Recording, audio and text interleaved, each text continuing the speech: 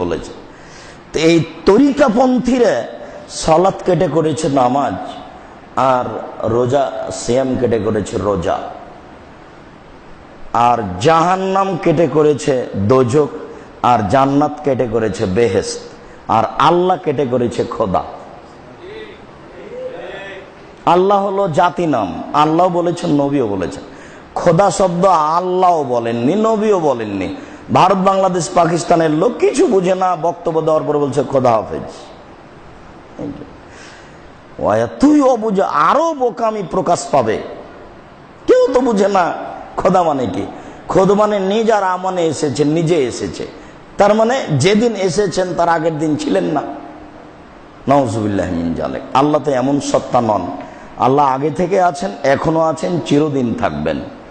খোদার সাথে আল্লাহ শব্দের কোনো সমতা নেই, মানে ভাবাই যায় না যে দুটা শব্দ মুখামুখি বা পাশাপাশি। এটা অবাস্তব, এটা মূর্খ মানুষের কাজ। জাহান্নাম মানে যেখানে সর্ব ধরনের শাস্তি আছে, যেই শাস্তি মানুষ জানে না, বুঝে না, সেটা কি ধরনের শাস্তি হতে পারে এবং কত হতে পারে।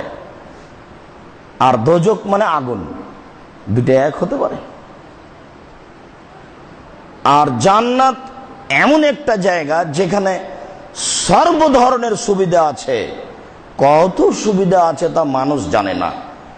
শুধুমাত্র আল্লাহ তাআলা বলেছেন হাদিসে কুদসি, আল্লাহ রাসূল বলছেন, আদাতুল ইবাদিয়াস সলিহিনা, আমি আমার ভালো বান্দাদের জন্য এমন কিছু রেডি করেছি, মারা তায়নুন, চোখ কোনোদিন দেখেনি। এটা আপনাকে আমি কি দিয়ে বুঝাবো? চোখ তো দেখেছে আগ্রার তাজমহল, চোখ তো দেখেছে কলিকাতার হাওড়ার ব্রিজ, চোখ তো দেখেছে ইরাকের ব্যাবিলনের ঘন্টা, চোখ তো দেখছে ফ্যাক্স মেশিন, মোবাইল। 50 বছর পরে আরো কি দেখবে, 50,000 বছর পরে চোখ আরো কি দেখবে, তা আপনাকে এখন বিবরণ দেওয়া যাবে না। এরপরেও জান্নাত এর চেয়ে কত আশ্চর্য তা ভাষায় উল্লেখ করা যাবে না। বলেন তো তাহলে জান্নাত কেমন? কি দিয়ে বুঝায় আপনাকে জান্নাত কি জিনিস? শুধু এই পর্যন্ত বলে যদি আল্লাহ থামতেন তাহলেও না একটা পর্যায় হতো। এরপরে বলছেন অমা সামিয়াত ওজনন, কান কোনোদিন শোনেনি, কান কোনোদিন শোনেনি। তার মানে কান শুনেছে দত্তরাজের কাহিনী, কান শুনেছে 7 সমুদ্র 13 নদীর পারে কি আছে, কান অনেক কথা শুনেছে। এরপরেও আল্লাহ বলছেন জান্নাত এমন কিছু যেটা কান কোনোদিন শুনেনি। আপনাকে বলেন কি দিয়ে বুঝাতে পারি আমি জান্নাত কি জিনিস? এই পর্যন্ত বলেও আল্লাহ থামেননি। পরের বাক্যে বলছেন ওমা খাতারাবে কালবে বাসার, মানুষের অন্তর কোনোদিন ভাবতে পারবে না জান্নাত কি জিনিস। মানুষের অন্তর তো অনেক কিছুই ভাবে। ভাবে যে আমি যদি এখন সৌদি আরব চলে যেতে পারতাম, মানুষ ভাবে যে যদি আমি লন্ডন চলে যেতে পারতাম, মানুষ ভাবে যে আমি আকাশে চলে যেতে পারতাম। তো মানুষের ভাবাগুলোই তো অবাস্তব।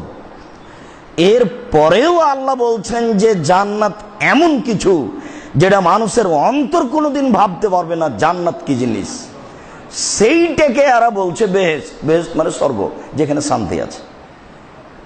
সেটা কি করে হতে পারে?